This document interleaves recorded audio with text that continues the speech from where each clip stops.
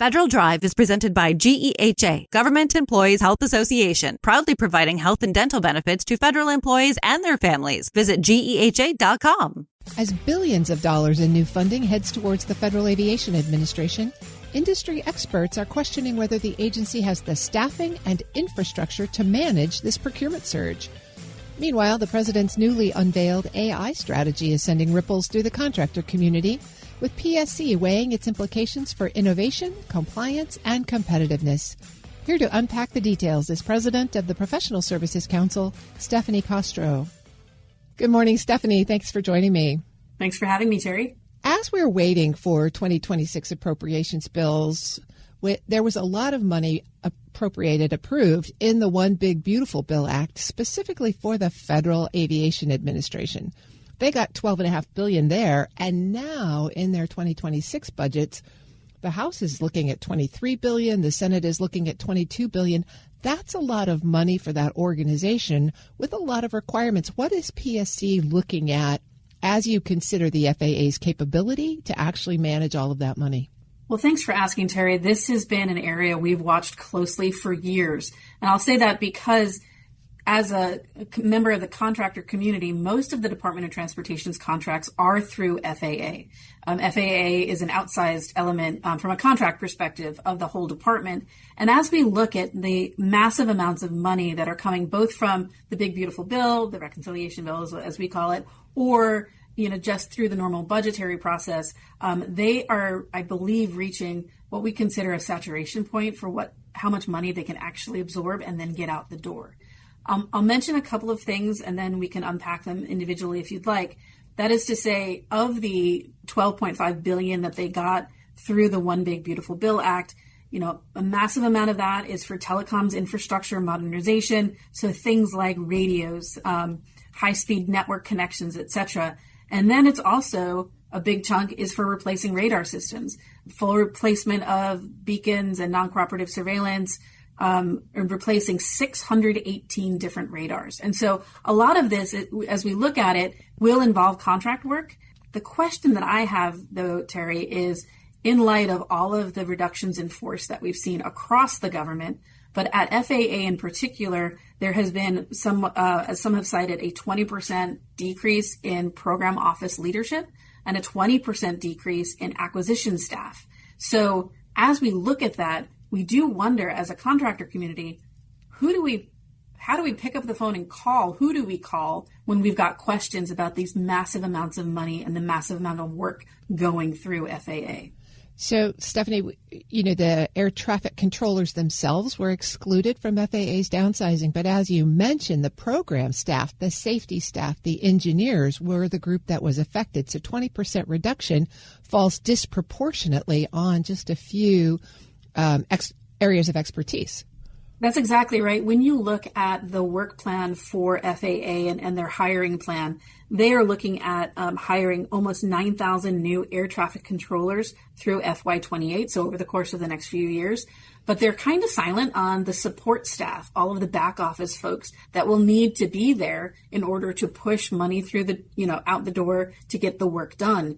Air traffic controllers themselves are not the ones replacing the radars. It is the contractor community. And so as we look at the brain drain, as some have characterized it, from the back office staff, we do see some concern. Well, and not just people. I wonder what your take is on the industrial base. I mean, people have been talking for years that FAA needed to do all of this capital investment, but it hasn't. And so without the demand signal, how is the industrial base maybe shifted, and will they be able to respond to this massive influx of funds? I think as we look at FAA as part of the national security structure, and some do make that argument, and I'm one of them, that says, a fully functioning national airspace is part of what keeps our nation safe and secure and also keeps the economic engine running. We are seeing some flexibility within the contractor community to pivot in order to support the FAA. Radars are not, just for FAA and for commercial aircraft. The radar community is looking at opportunities. We're also looking at telecoms infrastructure modernization, where we do have elements of the industrial base that can pivot and focus on this, but they do need to see that the contracts can get out the door, right? And part of that is making sure that you have qualified, sufficient numbers of contractor personnel and acquisition professionals who can do that, who can help translate the requirements into solicitations and then evaluate the proposals that come across from communities. So are you in conversations with the FAA now? Do you have a sense of how they're going to manage this procurement process? So we are lucky here at the Professional Services Council. We've got some very good relationships with folks, both at the Department of Transportation and in the FAA. I think they understand that this plan is enormous. And they are, looking for good ideas. We are in frequent communications with folks at DOT and FAA. And so as we move forward, we hope to continue that collaboration to make sure that the American people receive the goods and services and solutions that have been outlined in multiple bills and the budget requests, et cetera, and making sure that we can meet timelines at an efficient cost as well. So the contractor community stands ready to collaborate with FAA, and I hope those conversations can continue. I'm speaking with Stephanie Kostro. She's the president of the Professional Services Council. Well, Stephanie, let's shift gears a little bit. In other news, the president published his AI strategy a couple of weeks ago. I know we've talked a little bit about that before, as it has an impact on the service contracting community. What's PSC's take on the strategy, and what are you seeing? Terry, this is also a great area. Artificial intelligence, depending on who you talk to, you get a definition of what it is, right? You get a different viewpoint, a different perspective on it.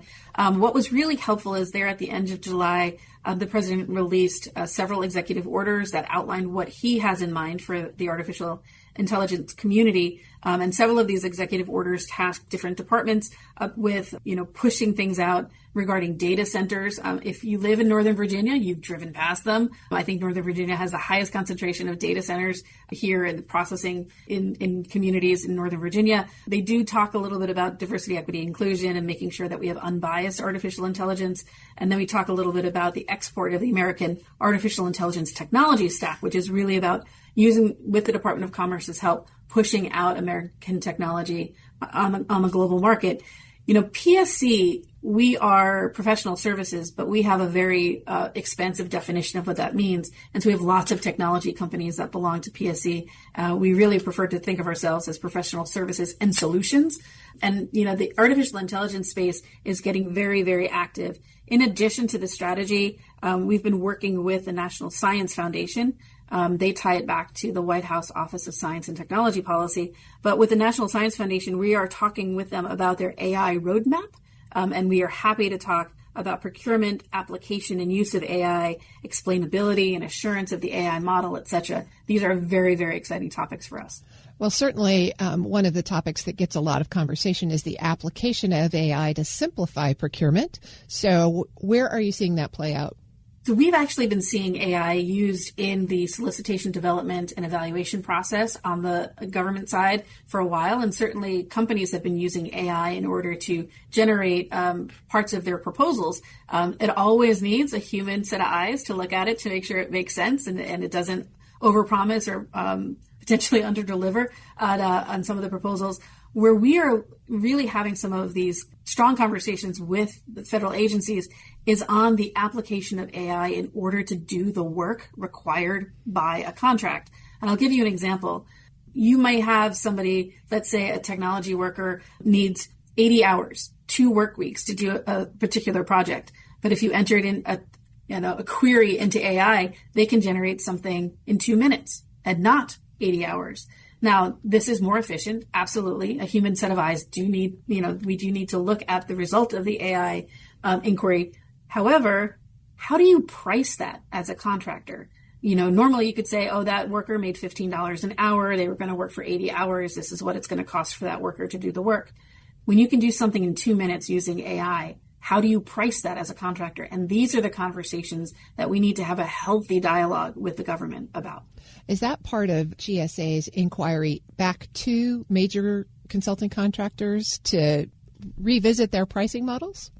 That has been part of that conversation. Whether there was an AI overlay, I'm not entirely sure, because some of the consulting work that the GSA was looking at was not technically consulting. It was butts in seats, or as our community likes to say, brains in seats in support of agencies. But I do think it's a fair question. There's a lot going on in this space. I don't think anybody, as I said earlier, has a common definition of AI and how to use it. we are working specifically with GSA on this conversation of how do we think about AI in this space, in the proposal process, but also in the achievement of work under contract. Well, this is obviously going to play out over the next several months and years, so we'll see what happens. But Stephanie, just one more question. Kind of what else are you watching in these dog days of summer? I wish they were dog days of summer. There's been a lot going on. Seeing executive orders on AI drop frequently in the end of July meant that we didn't quite get the recess that some other entities here in D.C. get.